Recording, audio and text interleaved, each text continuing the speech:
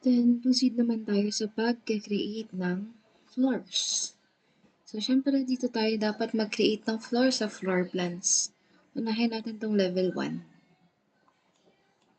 So, pag mag-create kayo ng floor, punta kayo dito sa architecture. And then, hanapin yung floor. And then, may drop down yan dyan.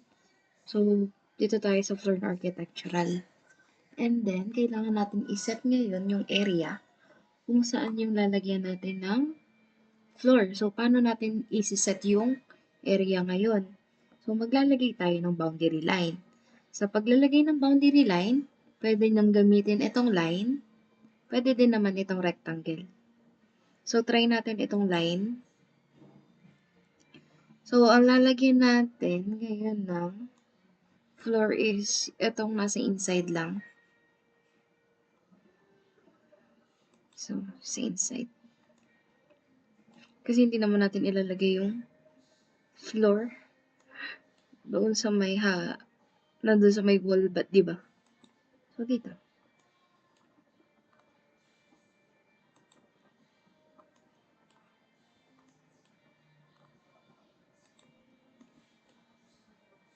So, if naset nyo na, okay na kayo sa naset yung boundary line, is i-check natin or yung pindutin natin tong finish edit mode.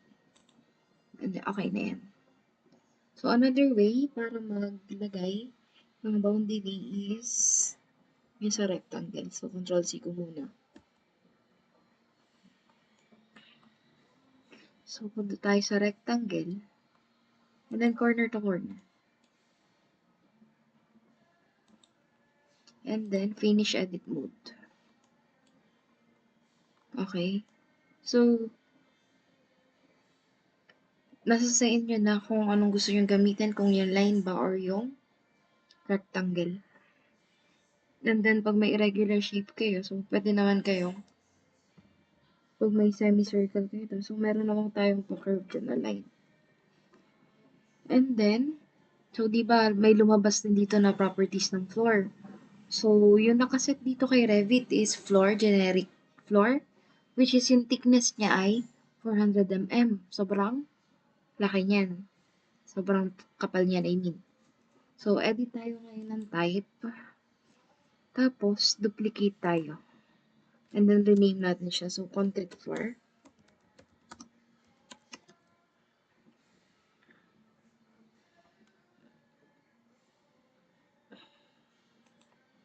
Okay. And then, edit natin yung structure. So, since dun tayo sa level 1, so slab on ground ang meron tayo dyan. So, pwede na tayo sa 100 mm na thickness. And then, palitan natin to ng material. So, concrete. Concrete.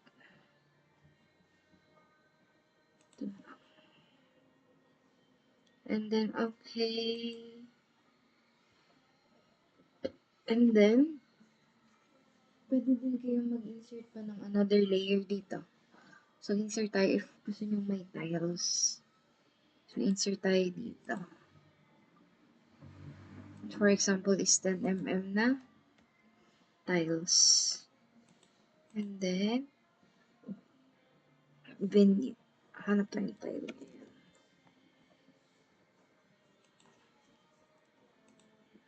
Okay, okay. Okay. So, check natin siya sa 3D view. Eh, hindi.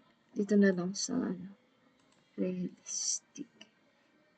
Ay, realistic.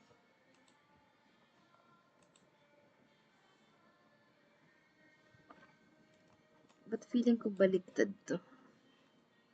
Wait lang. Inside,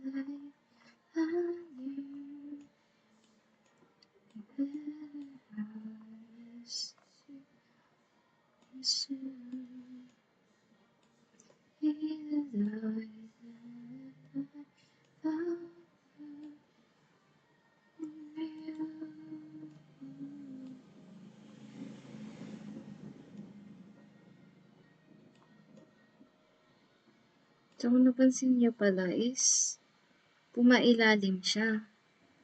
So, lagyan natin siya ngayon ng offset. So, gawin natin itong 100. 110. Kasi yun yung kapal niya na. Apply natin ngayon. Ayun, pumantay na siya sa wall. Pero ba't ganun? Wait lang. Fine.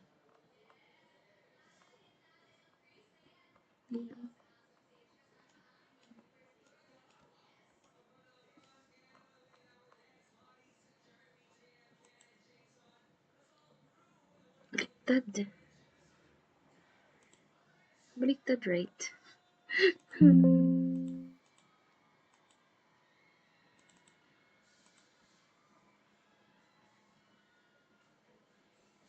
So, balik tayo dun sa floor. So, para maselect yung floor, highlight nyo na lang. Nangyari. So, highlight, filter.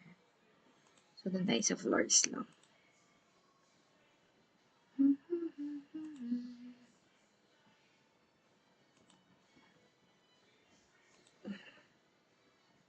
Ano bang appearance nito? Mabaliktad nga, napunta siya sa ilalim.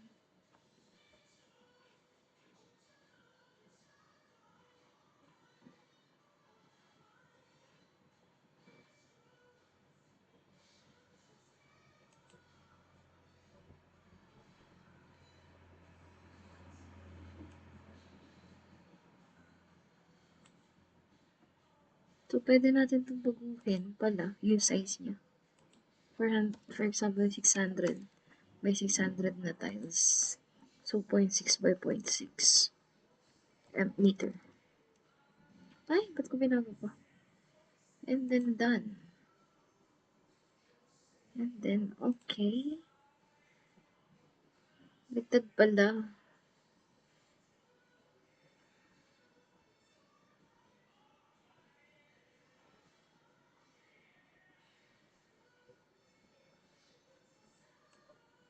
Ba siyang ilipat dun?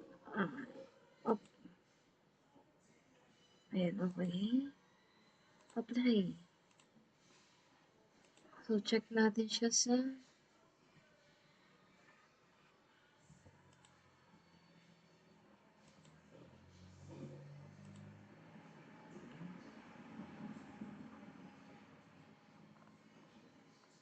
parang ang liit.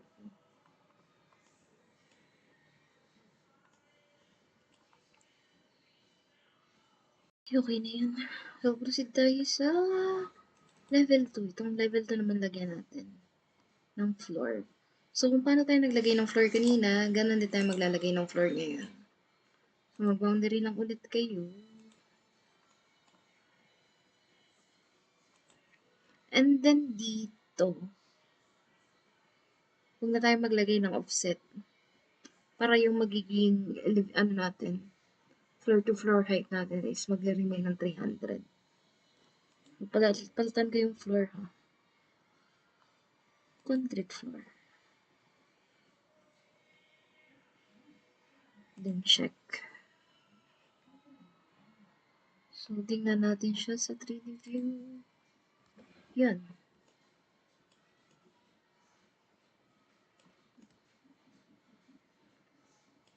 So, meron na tayong floors for the level 1 and then the level